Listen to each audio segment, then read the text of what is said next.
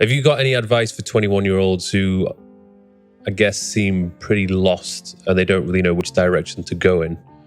What would you offer to those guys in terms of advice? Oh, I've got loads of pieces of advice. Loads. If you don't know what to do, don't go to university. Yeah. That's the first thing. If you know what you want to do and you need a university degree to do it, then obviously pursue that. If you don't know what you want to do, going to university is going to burn 3 or 4 years of your time and likely get you into a bunch of debt and a bunch of trouble that you don't need. If you don't know what you're doing, avoid university. Step number 1. 2, don't waste time on frivolous pursuits. Stop trying to live like the man unless you've actually become the man first. Don't chase women too much. Don't chase having fun too much. Don't chase clout too much.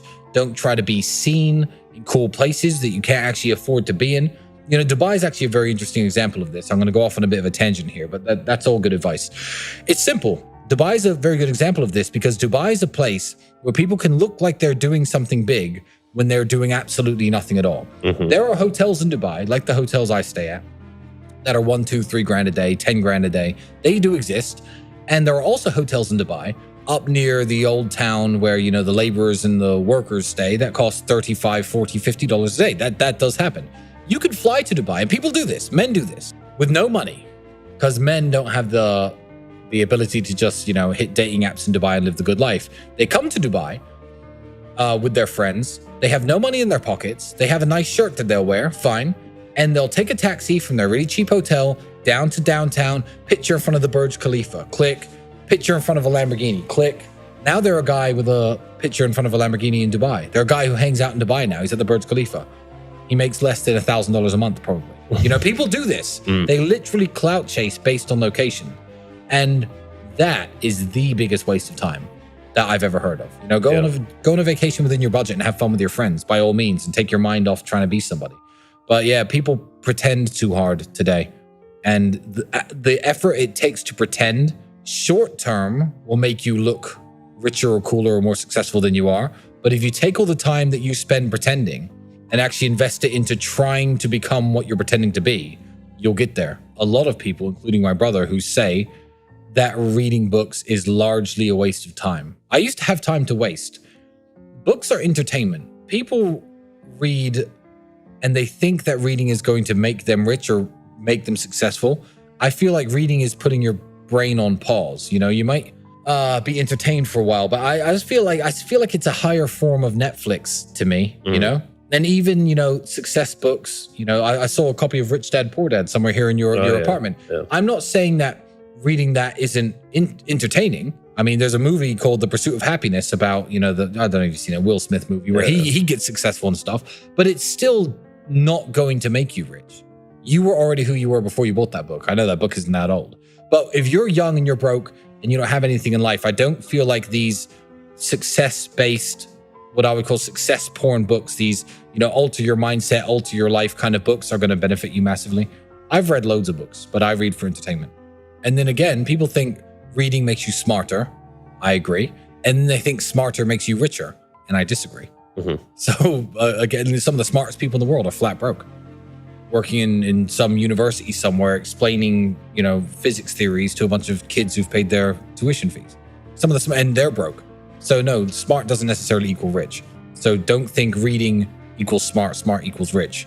I would avoid books, actually, if I was trying to make something of myself and trying to make money. I would avoid books besides maybe half an hour before going to sleep. So I ran a business with my brother that failed before I was 21 years old.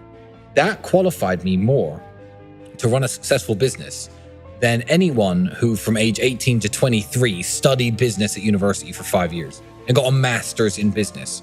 Me, having run my one failed company, was more qualified to run a successful company after that than they were.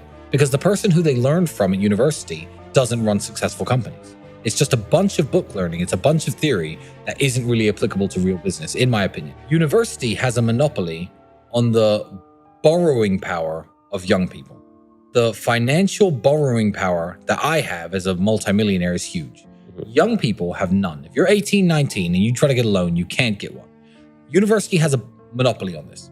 So if you're in the United Kingdom, and this is very, very sad, and you are 18 years of age, and you go to a bank with a great plan. You say, I am going to start a business. My name's Tristan Tate. I'm 18 years old. The bank's already not interested. But let's say they even heard you out and you had a nice, solid business plan. You said, I need £30,000. I'm going to start this business. It's going to become a successful company in my town. Eventually, I'm going to expand to London. I'm going to be a millionaire by the time I'm 25. This is my business plan. Can I have £30,000?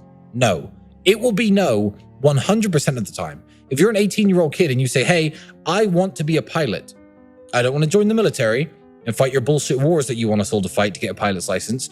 Plus, a lot of pilots, they want you to go to university first nowadays. But regardless, I want to be a pilot.